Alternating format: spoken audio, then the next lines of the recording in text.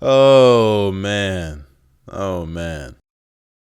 Coming into the season, many people saw the Lakers as contenders to come out of the Western Conference, and many people had them winning the championship. With them having LeBron James, who was perceived as a top 5 player when healthy, and Anthony Davis, who's seen as a top 10 player when healthy. Adding Russell Westbrook to the mix, many people thought just because you have those big 3 names, they were going to win a championship or at the very least be contenders. And if you go to the preseason odds, the Lakers and the Nets became the 2 teams that were going to meet in the finals based on those odds. But as it stands here today on April 7th of 2022, the Los Angeles Lakers are officially eliminated from the playoffs. And it's not a situation where they did not make the 8th seed, but they didn't even qualify for the play-in. So considering how high the expectations were and how much they missed the mark, this has to go down as the most disappointing team in NBA history. But what I just said honestly does not do real justice to how disappointing the Lakers were this season. So in this video, we are going to break it down frame by frame of how funny this season was for the Lakers, and man, we're gonna get on every single person involved.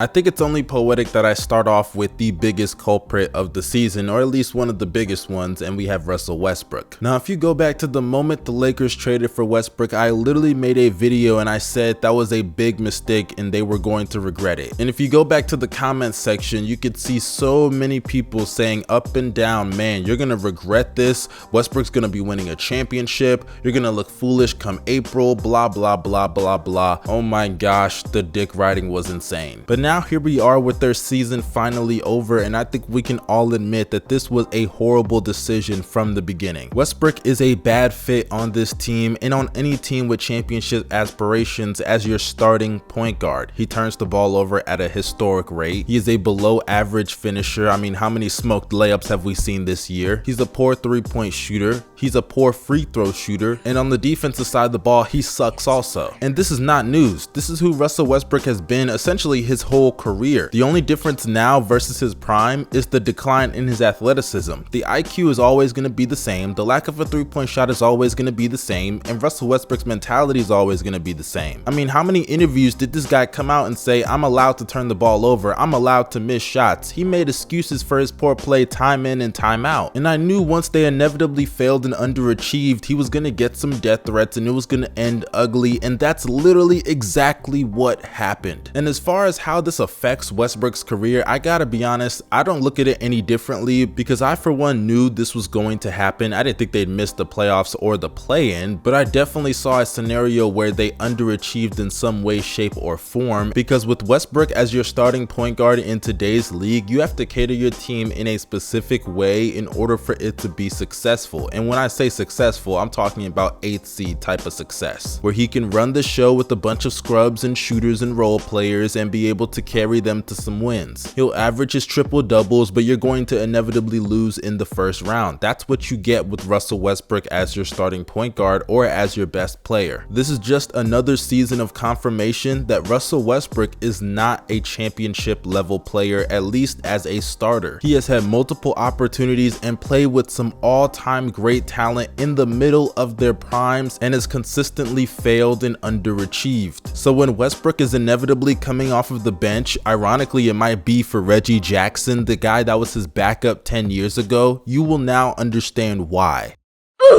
Anthony motherfucking Davis. I gotta say, AD, it kinda is tough to see what happened to him this year. A lot of people were slandering him for defense, but if we're being honest, he had to do a lot on that side of the ball. I mean, when you gotta cover for Carmelo Anthony, Russell Westbrook, Malik Monk, Wayne Ellington, and all these sorry ass defenders on the Lakers, it's gonna be pretty tough to have to do that and then have to give 25 a night on the offensive side of the ball. So I sympathize with Anthony Davis as far as that is concerned. But unfortunately, that's where my empathy ends, because on the offensive side of the ball, he was a complete disappointment this year. I mean, the guy's shooting 18% from 3. horrible, straight up horrible. From the mid-range, he's shooting well below 40% there, and even at the free throw line, he's shooting 71%, which is also a career low. AD offensively is still a really solid player, but over the past 2 seasons, he's been dinged up due to injuries, and honestly, I just believe people got way over their heads about that championship run that he had in the bubble, and they gave him expectations he was never going to live up to. Many people expected him to be the one to carry the torch for LeBron James as he enters his prime and LeBron James starts to decline out of his career. But unfortunately, it just hasn't happened, and LeBron has still had to be the #1 guy, and Anthony Davis has had to be the #2 guy. And as a #2 guy, he has severely even underachieved at that. Aside from just being healthy, offensively, he truly is not as talented as a lot of people think. He isn't the ball handler that other players are, even at his position. He's a solid passer, but his playmaking is inferior to a lot of his counterparts. As a shooter, he's good at the rim, but he's declined in the mid-range to being well below average, and now he's even worse as a free throw shooter, and the worst he's ever been. And with AD now approaching his 30s, he's not going to get any better. Unless he just has a career resurgence, which I'm not saying is impossible, this just may be who AD is, a good defensive player that's solid on offense, but not elite whatsoever. And combine that with the injury concern, Anthony Davis' career, I ain't gonna lie, it looks a little bit tough for the future. And yet again, this is just another example of the media and players overhyping somebody for doing things they haven't even done yet. Remember when Anthony Davis was ranked as the 2nd best player in the NBA by ESPN? People were leapfrogging this guy over Giannis, Kevin Durant, Kawhi Leonard, and a bunch of other guys who, sure, Giannis has not won a championship, but he's accomplished more as a #1 option. And in the case of KD and Kawhi, they've also done that and won a title in Finals MVP. And it even gets worse. Remember those Tim Duncan comparisons? And people were like, oh, he's the next great Laker big man. You had Kareem, you had Shaq, and now you have Anthony Davis. I mean, don't get me wrong, AD was great and amazing, not only in that championship run, but in that regular season as well. But he was not so great and that amazing to warrant that kind of hype. And obviously, he inevitably failed because he's never shown the ability to be that good or even on that level of a player. So I think as far as Anthony Davis is concerned, I don't really blame him, but I just blame the expectations that people had for him. And hopefully a season like this, and honestly the last couple of years of Anthony Davis' career, should teach you not to have your expectations way too high for him.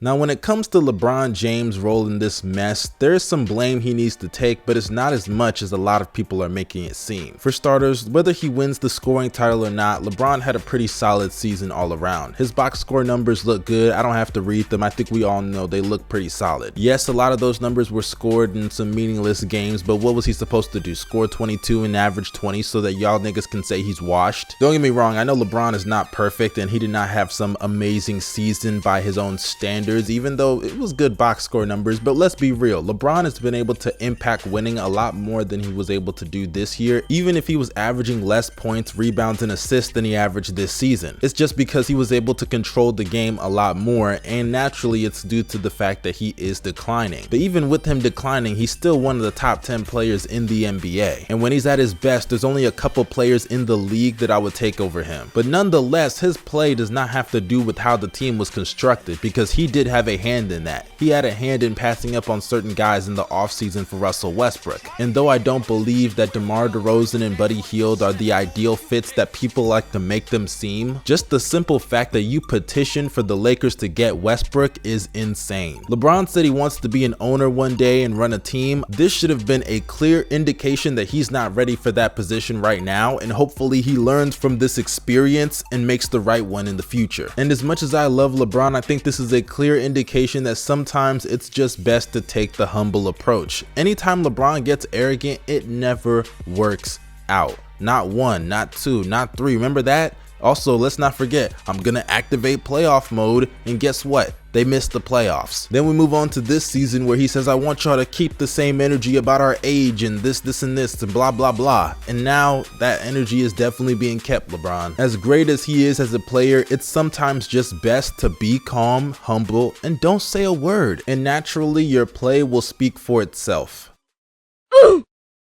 Now, as much as I could talk about LeBron James, Anthony Davis, and Russell Westbrook's roles in this situation, at the end of the day, the team is just not that good. And that falls on the shoulders of ownership, not Frank Vogel, ownership. This is a team that has thrown away young talent and draft capital on Anthony Davis and Russell Westbrook. And in the case of Anthony Davis, it worked out in a championship, so props to them. But in the case of Russell Westbrook, we can obviously see the result this season. And I don't want to hear the whole LeBron James strong-armed Rob Pelinka into doing this, because no, this is not the Cleveland Cavaliers where he can just tell Dan Gilbert to trade the first overall pick for Kevin Love. This is the Los Angeles Lakers, the same team that in the 2019 offseason threatened to trade LeBron James to his face and also didn't even hire the coach of his choosing, as he wanted Ty Lue and they got Frank Vogel instead. If you had the balls to tell him no back then, have the balls to tell him no now. He isn't the owner, he isn't the GM, he isn't the one with the final say. You can take his suggestions under consideration, but that's all you have to do. Take it under consideration, because that's what competent organizations do. When LeBron was in Miami and him and D Wade told Pat Riley that they needed a new head coach, he told them no. There have been multiple instances where competent front offices have denied requests from star players, because at the end of the day, it's them with the final decision. Whether it works out or doesn't, that's not the point. The point is, you're the one in control. I've seen so many people just let the ownership off the hook because they decided to form a big three. They decided to get somebody like Russell Westbrook knowing they would be financially in hell. Because when it comes to these big threes, it's always give and take. Whether it's losing depth, losing defense, losing shooting, losing size, whatever it is, there's always a sacrifice that has to be made. And it's clear this Lakers team was unable to do that. And with the rest of everybody being on veteran minimum contracts, including Malik Monk, that they cannot bring back in the offseason because of that, I truly don't know what the future holds for this team. There's a very good chance they may become the Knicks of the West very soon. LeBron James is heading into the last year of his contract with this team. Anthony Davis is locked in for the future, and he's really the only one locked in for the future. And as far as Westbrook is concerned, I've heard people say they can just dump him off to a rebuilding team and they can waive him. Well, good luck with that, because that's $46 million that you're gonna have to find. And if you do that, it's just gonna be a bunch of bad contracts anyway, because his value is at an all-time low, just like it is every single time he gets traded. So the future of the Lakers looks pretty bleak going forward. So all things being considered, with the season finally being over for the Lakers, I have to say, man, this is the most disappointing team I've seen in my 22 years of life. I mean, how many times have we seen a team be a favorite to win a championship and not make the playoffs? And in today's league, where they even have the play-in, they didn't even qualify for that. And I've heard the comparisons to the 2004 Lakers and the 2012 Lakers, but unfortunately, get the hell out of here with that. The Lakers in 2004 at least made the finals, and in 2013, they made the playoffs. This is undoubtedly the worst season in Lakers history and the most disappointing team of all time. No ifs, ands, or buts about it.